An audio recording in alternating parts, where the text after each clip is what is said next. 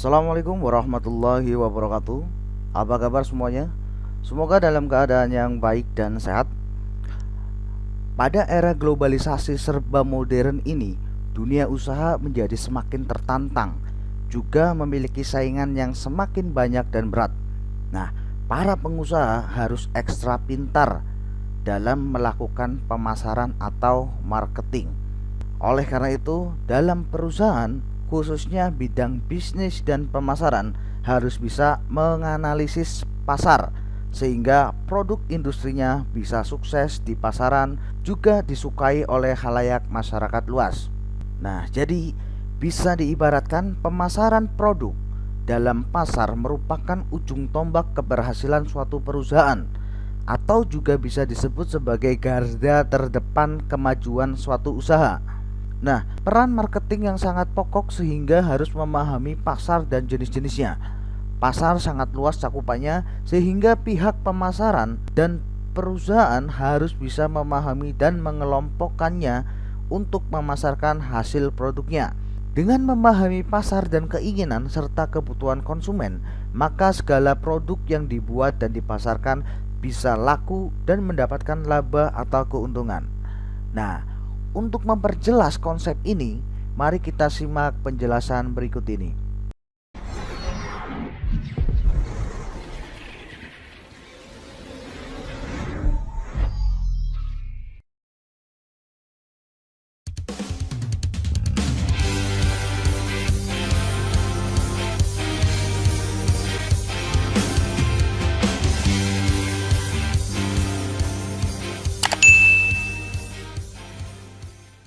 Nah, pada bagian pertama ini kita akan membahas tentang pasar, pemasar, dan pemasaran, serta evolusi terjadi di pasar, dan yang terakhir tentang klasifikasi pasar. Nah, mari kita mulai pembahasan awal ini mengenai pasar. Apa itu pasar? Nah, pasar dikaji dalam segi marketing atau pemasaran. Masyarakat memerlukan tempat untuk memenuhi kebutuhannya. Begitu pula sebaliknya, produsen atau perusahaan industri membutuhkan lokasi atau tempat untuk menjual barang hasil produksinya. Oleh karena itu, dibentuklah pasar untuk mempermudah semua itu. Pengertian pasar dalam arti sempit dapat diartikan sebagai tempat bertemunya penjual dan pembeli yang sedang melakukan transaksi jual dan beli barang atau jasa. Ya, jadi dalam arti sempit, pasar dapat diartikan sebagai tempat bertemunya penjual dan pembeli yang sedang melakukan transaksi jual beli barang maupun jasa. Pengertian pasar menurut beberapa ahli, yang pertama dari Philip Kotler, ya. Pasar adalah suatu tempat berkumpulnya antara pembeli dan penjual untuk melakukan kegiatan mempertukarkan barang atau jasa. Nah, pendapat lain ada dari Nystrom, ya. Pasar adalah suatu tempat atau lokasi yang dipakai sebagai tempat penyaluran barang dan jasa dari tangan produsen ke tangan konsumen. Kemudian yang ketiga dari American Marketing Association. Pasar adalah suatu tempat diadakannya kegiatan usaha perdagangan barang dan jasa dari produsen ke konsumen. Sehingga dapat disimpulkan bahwa sebenarnya pasar adalah suatu tempat di mana antara pembeli dan penjual saling melakukan kegiatan jual beli atau mempertukarkan barang atau jasa. Oke, kemudian apa itu pemasaran? Nah, pemasaran menurut beberapa ahli seperti Philip Kotler mengatakan bahwa pemasaran adalah suatu proses sosial dan manajerial yang di dalamnya individu dan kelompok mendapatkan apa yang mereka butuhkan dan inginkan dengan menciptakan, menawarkan, dan mempertukarkan produk yang bernilai dengan pihak lain.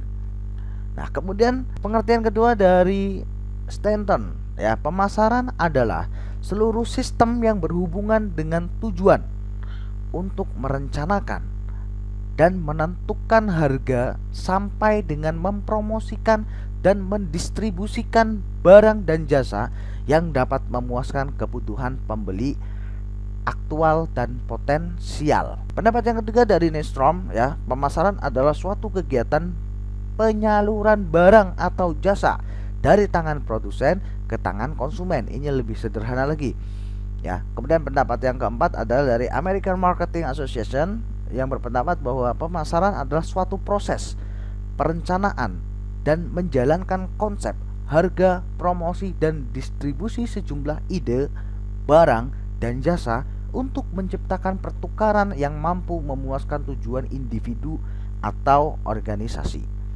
Nah, lalu bagaimana dengan pemasar?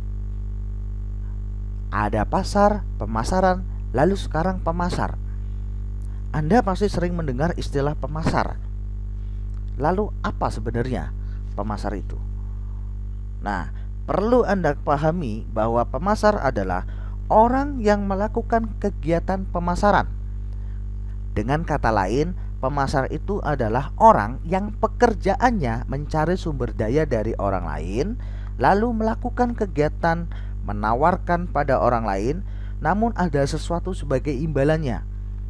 Jadi, karakteristik aktivitas pemasar ini mencari tanggapan dari pihak lain, baik dalam bentuk menjual atau membeli.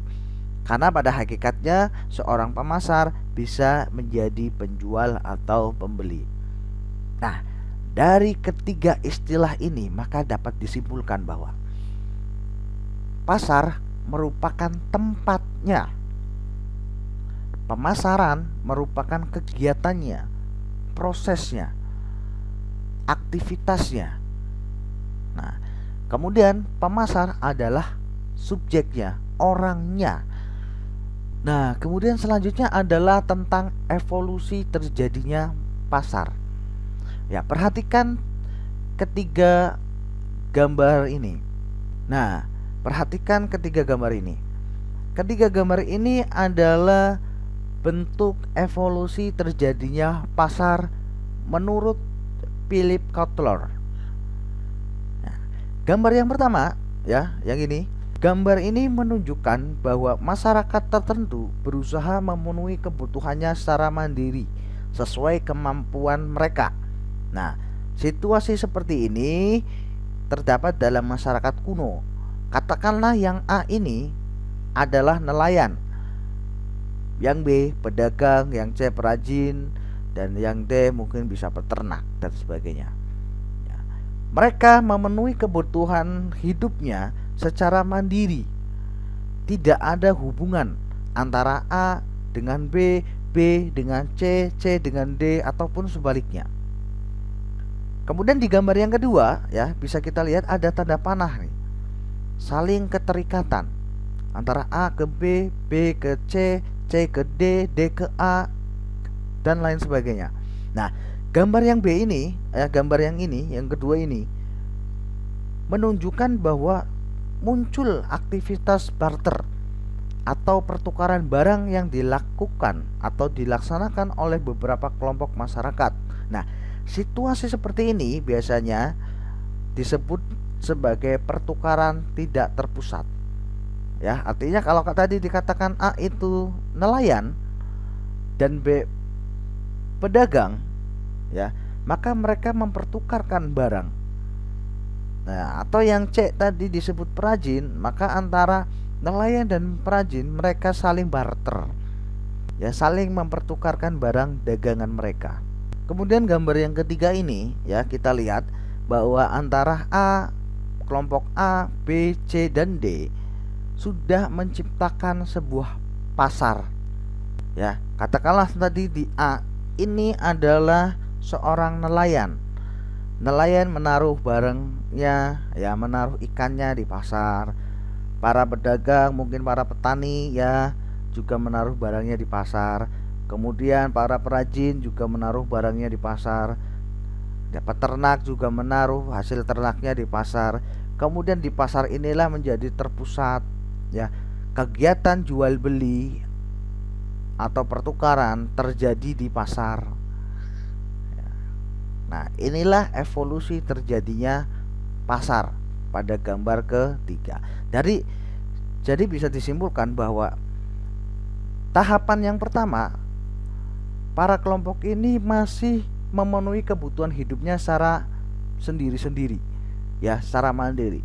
Petani, mereka memenuhi kehidupan dirinya dari hasil pertanian, yang peternak dari hasil peternakan, yang berdagang dari hasil dagangan, yang pengrajin dari hasil perajinan, ya. Kemudian yang kedua, ya, menggambarkan bahwa mereka sudah mulai melakukan barter antara petani, kemudian mereka barter dengan perajin, ya, dan lain sebagainya. Ini saling keterikatan, sudah mulai terjadi pertukaran, akan tetapi belum terpusat, ya, masih secara kelompok-kelompok. Nah, kemudian yang ketiga ini, ya, gambar yang ketiga ini menunjukkan bahwa mereka sudah terpusat. Pertukaran barang ataupun jasa sudah bisa dilakukan di dalam pasar. Tidak lagi antar individu A dengan B, B dengan C, C dengan D. Tetapi semuanya sudah dipusatkan di dalam pasar. Nah, dari penjelasan ini maka dapat disimpulkan bahwa ada beberapa syarat terjadinya pasar. Yang pertama, adanya penjual. Yang kedua, adanya pembeli. Yang ketiga, ada barang yang diperjualbelikan. Yang keempat, terjadinya transaksi jual beli. Nah, kemudian selanjutnya ada media atau tempat interaksi penjual dan pembelinya. Nah, itulah tentang evolusi terjadinya pasar. Nah, yang terakhir adalah tentang klasifikasi pasar. Ini secara garis besar, klasifikasi pasar dibedakan menjadi dua, yaitu pasar tradisional dan pasar modern. Nah, pasar tradisional adalah sebuah tempat terjadinya proses jual beli atau tawar menawar. Wujudnya masih belum begitu modern, hanya berupa los atau kios-kios. Bisa juga berupa dasaran terbuka oleh para penjual, ya, dengan menggelar tikar dan lain sebagainya. Nah, biasanya barang yang diperjualbelikan berupa kebutuhan masyarakat sehari-hari. Contohnya pasar tradisional adalah seperti pasar Pondok Labu atau pasar Minggu dan lain sebagainya, ya, jenis-jenis pasar tradisional. Di Jakarta banyak sekali pasar tradisional. Oke, kemudian bentuk pasar yang kedua, ya, klasifikasi pasar yang kedua adalah pasar modern. Nah, pasar modern ini muncul seiring perkembangan ilmu pengetahuan dan teknologi. Nah, di mana sistem transaksi jual belinya bisa lebih efektif, lebih canggih, dan lebih efisien. Bisa memakai ATM atau juga lewat media internet. Nah, contoh dari pasar modern ini adalah minimarket, ya, supermarket, ya, atau mall dan lain sebagainya. Oke, begitu untuk klasifikasi pasar. Nanti selanjutnya kita akan membahas tentang jenis-jenis pasar, ya, mungkin lebih spesifik jenis-jenis pasar, mungkin berdasarkan kegiatannya, ada pasar apa aja sih. Nah, kemudian berdasarkan fisiknya, berdasarkan barang yang diperjualbelikan dan lain sebagainya. Kita bahas di video selanjutnya. Namun sebelum itu, coba kalian jawab pertanyaan berikut ini. Nah, ada sebuah kuis. Pasar dibentuk tentu karena memiliki fungsi. Nah, menurut kalian tidak perlu searching, kalian tidak perlu mencari di internet, tidak perlu membaca buku dan lain sebagainya. Silakan kalian pikirkan sesuai dengan pemahaman yang sudah ada di dalam pikiran kalian, ya. Sesuai dengan pemahaman kalian. Pasar dibentuk tentu karena memiliki fungsi. Nah, menurut kalian apa sajakah fungsi pasar itu? Ya, menurut kalian apa sajakah fungsi pasar itu? Kalian tulis jawaban kalian di kolom komentar di bawah, ya. Tulis jawaban kalian pada kolom komentar di bawah. Oke, begitu. Sekian dari saya. Terima kasih. Assalamualaikum warahmatullahi wabarakatuh.